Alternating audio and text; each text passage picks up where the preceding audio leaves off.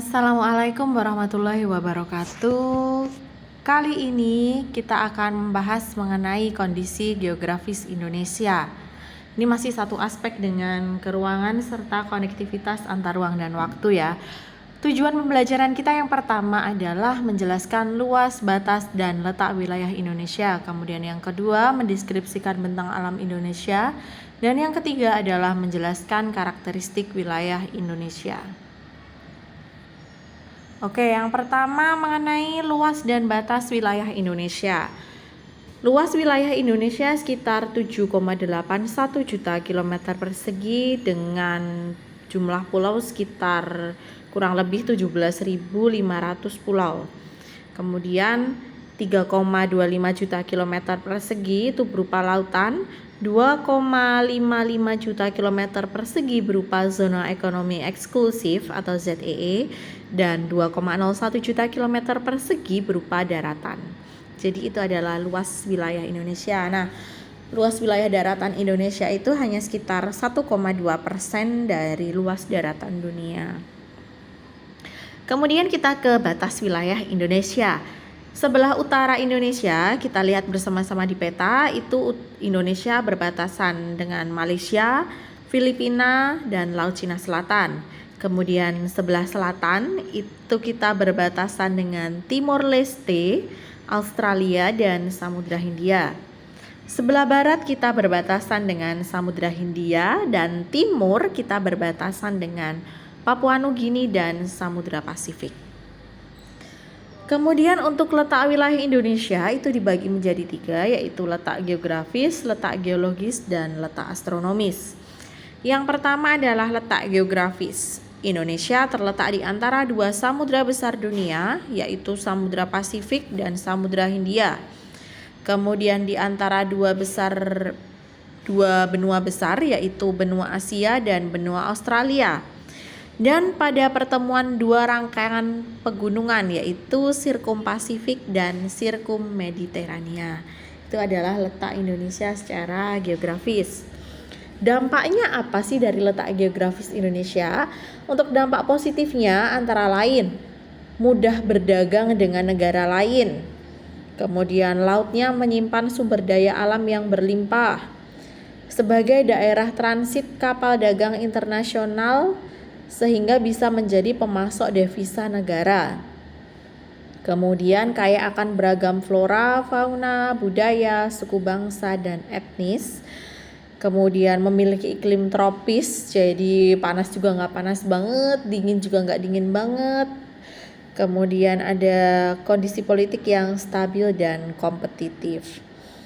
Lalu untuk dampak negatifnya, yang pertama ada pengawasan teritorial yang sulit karena kita punya pulau-pulau banyak banget dan pintu masuknya tentu juga banyak. Jadi untuk pengawasan teritorialnya itu agak sedikit sulit memang. Kemudian sering terjadi bencana alam. Kemudian sulitnya pengawasan keamanan. Karena ya itu tadi ya, banyaknya pintu masuk ilegal yang menyebabkan Indonesia rawan terjadi penyelundupan dan tindak kejahatan.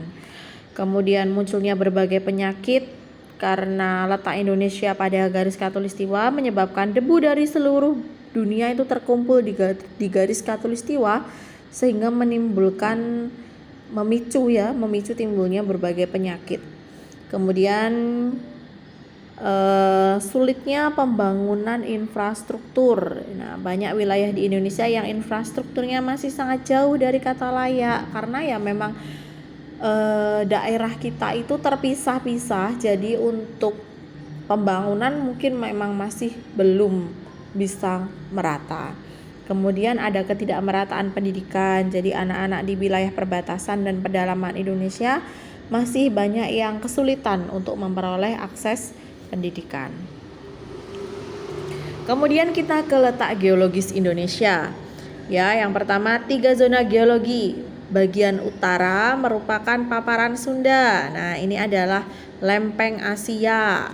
Kemudian bagian barat dan selatan merupakan paparan Sahul. Ini adalah lempeng Indo-Australia.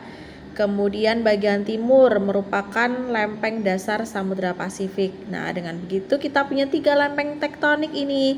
Yang pertama adalah lempeng Eurasia, lempeng Indo-Australia, dan lempeng Pasifik. Jika secara astronomis, berarti letak Indonesia dilihat dari garis lintang dan garis bujur, terletak pada 6 derajat lintang utara sampai 11 derajat lintang selatan, dan 95 derajat bujur timur sampai 141 derajat bujur timur. Oke, kita ke bentang alam Indonesia. Nah, sekarang bentang alam Indonesia nih. Kalian lihat di slide, ini pemandangan Indonesia yang super cantik banget. Ini adalah gambar yang saya ambil sendiri, kecuali gambar yang paling atas ya. Ini adalah gambar daerah Tangmangu. Ini memang saya ambil dari platform online. Nah, yang pertama adalah gunung dan pegunungan. Jadi wilayah Indonesia ini dilalui oleh 2 sabuk gunung berapi dunia, yaitu Sirkum Pasifik dan Sirkum Mediterania. Sirkum Pasifik merupakan deretan gunung berapi yang berawal dari barisan pegunungan Andes Amerika Selatan dan bersambung ke pegunungan Rocky Amerika Utara, lalu bersambung ke Jepang hingga Filipina. Jalur pegunungan ini melalui wilayah Indonesia dari Sulawesi, lalu berbelok ke Pulau Halmahera hingga sampai di Papua. Kemudian kalau yang kedua adalah Sirkum Mediterania, merupakan deretan gunung berapi yang bermula dari pegunungan Alpen Eropa, lalu bersambung ke pegunungan Himalaya. Sirkum Mediterania ini memasuki Indonesia melalui Sumatera dan membentuk 2 busur yang melewati Jawa, Bali, Nusa Tenggara, dan Maluku. Nah, wilayah pegunungan ini umumnya memiliki struktur tanah yang subur dengan suhu yang cocok bagi tumbuhnya berbagai vegetasi produktif. Tumbuhan ini banyak dibudidayakan di sawah maupun perkebunan.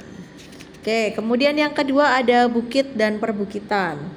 Daerah perbukitan memiliki kemiripan dengan gunung, akan tetapi bukit memiliki skala yang lebih kecil. Berbeda dengan pegunungan, daerah perbukitan memiliki sumber air yang tidak sebanyak pegunungan. Aktivitas ekonomi di daerah perbukitan berupa pemanfaatan lahan-lahan kering dengan pasokan air yang mengandalkan air hujan, sehingga mayoritasnya adalah petani atau perkebunan yang menanam umbi-umbian, biji-bijian palawija, serta tanaman buah tahunan seperti mangga, jeruk, jambu. Nah, kemudian bagian lereng bukit dengan pasokan air yang lebih banyak biasanya dimanfaatkan untuk kegiatan menanam padi. Lalu yang C, dataran tinggi. Nah, dataran tinggi ini dibedakan menjadi 2 macam berdasarkan awal terbentuknya. Yang pertama ada hasil erosi dan sedimentasi, merupakan dataran tinggi yang terbentuk dari gunung atau pegunungan yang mengalami pengikisan bagian atas serta mengendap dan berkumpul menjadi daratan. Contohnya ada dataran tinggi Gayo di Aceh dan dataran tinggi Malang di Jawa Timur. Kemudian yang kedua adalah dataran tinggi hasil kaldera, yaitu material dari lereng gunung sekitar atau aktivitas vulkanik yang tertimbun di kaldera yang semakin lama semakin meninggi dan mengeras hingga menjadi dataran tinggi. Contohnya ada di dataran tinggi Dieng di Jawa Tengah. Nah, komoditas pertanian di daerah ini biasanya padi, sayur mayur, dan beberapa jenis buah-buahan serta tembakau. Kemudian yang D ada dataran rendah. Dataran rendah ini umumnya banyak digunakan sebagai pusat permukiman. Permukaan dataran rendah yang cenderung rata memudahkan manusia dalam melakukan mobilitas sehingga sering dijadikan sebagai pusat kegiatan masyarakat. Sebagian besar wilayah perkotaan berada di dataran rendah. Ya, contohnya Jakarta ya. Jakarta itu kan pantai, makanya dia ada di dataran rendah. Oke. Kemudian kita lanjut. Nah, gambar ini saya kasih tahu dulu ya. Kalau yang ini, yang atas ini adalah Tawangmangu. Kemudian ini di daerah Aimere, Nusa Tenggara Barat. Ini gunungnya Gunung Inerie. Kemudian ini adalah Danau Kelimutu di Ende. Ende itu di Nusa Tenggara Timur. Sorry, ini tadi Aimere juga Nusa Tenggara Timur ya. Aimere itu Nusa Tenggara Timur di Kabupaten Ngada. Kemudian ini di Manggarai Barat di daerah Lembor. Kemudian ini adalah Tanjung Bendera di Kabupaten Ngada juga di Nusa Tenggara Timur. Kemudian ini adalah Pulau Padar. Pulau Padar itu di Labuan Bajo, Nusa Tenggara Timur. Oke. Kita lanjutkan ke karakteristik wilayah daratan dan perairan Indonesia. Oke, karakteristiknya ada 4. Bersuhu hangat. Jadi daerah beriklim tropis, memiliki suhu yang cukup tinggi karena berada di Sabuk Katulistiwa. Tapi suhu Indonesia ini tidak ekstrim ya, karena Indonesia berbentuk kepulauan yang dikelilingi lautan. Keberadaan laut itu akan menjaga suhu daratan sehingga menjadi lebih stabil dan tidak ekstrim. Kemudian ada pergantian musim penghujan dan kemarau yang relatif stabil. Ini karena adanya posisi Indonesia yang berada di antara 2 samudra dan 2 benua. Kemudian ada lagi ini karena angin muson ya, angin muson barat dan angin muson timur. Kalau angin muson barat ini sekitar bulan Oktober hingga April, suhu daratan Australia relatif lebih panas menyebabkan angin berhembus dari Samudra Hindia menuju Australia. Angin ini banyak membawa uap air melalui Indonesia yang menyebabkan Indonesia mengalami musim hujan. Kemudian ada angin muson timur. Saat matahari berada di belahan bumi utara, suhu di Australia lebih dingin daripada di Asia, sehingga angin berhembus dari Australia menuju ke Asia. Angin ini bersifat kering karena berasal dari gurun kering di Australia. Oke, kemudian yang ketiga ada terbebas dari hembusan angin taifun. Jadi wilayah Indonesia ini kan berada di garis lintang rendah ya. Jadi akibat adanya fenomena gaya Coriolis, sebagian besar wilayah Katulistiwa tidak dilalui oleh hembusan angin taifun. Jadi gaya Coriolis sendiri adalah gaya yang membelokkan arah arus air laut akibat pengaruh rotasi bumi. Kemudian ada kelembapan udara yang tinggi.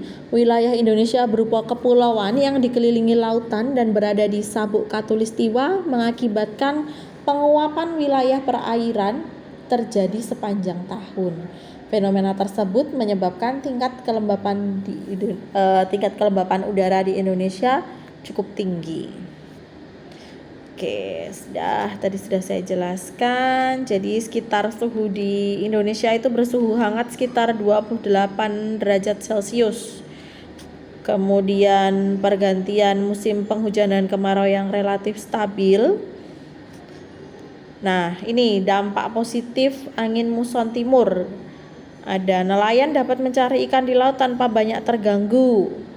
Kemudian hasil tangkapan ikan juga biasanya lebih besar, kemudian bermanfaat untuk mengeringkan pakaian dan padi, jagung, kerupuk ikan asin. Kemudian hasil pertanian jauh lebih bagus karena tidak terlalu banyak air. Nah, dampak negatifnya adalah kesulitan pasokan air bersih, kemudian sebagian besar lahan pertanian tidak bisa ditanami, jalan menjadi berdebu, kekeringan, dan kebakaran hutan. Tapi ini jarang terjadi di Indonesia ya, kalau kebakaran hutan ini, karena suhu panasnya pun tidak akan terlalu panas. Kemudian angin muson barat, dampak positifnya adalah membawa hujan yang dimanfaatkan untuk petani untuk mulai bercocok tanam. Kemudian tanaman-tanaman bisa lebih subur, lebih hijau. Kemudian lahan pertanian tidak perlu dialiri air dari irigasi karena musim hujan. Kemudian bisa mengurangi polusi udara dan mengurangi resiko kebakaran hutan. Sedangkan dampak negatifnya adalah sering terjadi cuaca buruk seperti badai, dapat menyebabkan banjir, meningkatnya penyakit demam berdarah dan diare, menyebabkan tanah longsor, dan bisa menyebabkan gagal panen juga. Oke, kemudian ini terbebas dari hembusan angin taifun ya tadi. Namun angin topan ini tidak melanda pada daerah yang berdekatan dengan Katulistiwa seperti yang sudah saya sampaikan di awal. Kemudian ada kelembapan udara yang tinggi. Nah, ini faktor-faktornya ada karena vegetasi dan hutan yang sangat luas, banyak terdapat wilayah dataran tinggi atau pegunungan, kemudian keadaan geografis Indonesia yang berupa kepulauan dan dikelilingi oleh laut, serta di wilayah Indonesia ini terdapat sumber penguapan yang relatif banyak seperti danau, sungai, waduk, dan lain-lain. Nah, oke. Ini adalah daftar pustaka dari PowerPoint saya. Saya ambil bahannya dari sini. Semoga apa yang saya sampaikan ini bisa bermanfaat. Sampai jumpa di video berikutnya. Wassalamualaikum warahmatullahi wabarakatuh. Sukses selalu untuk kita semua.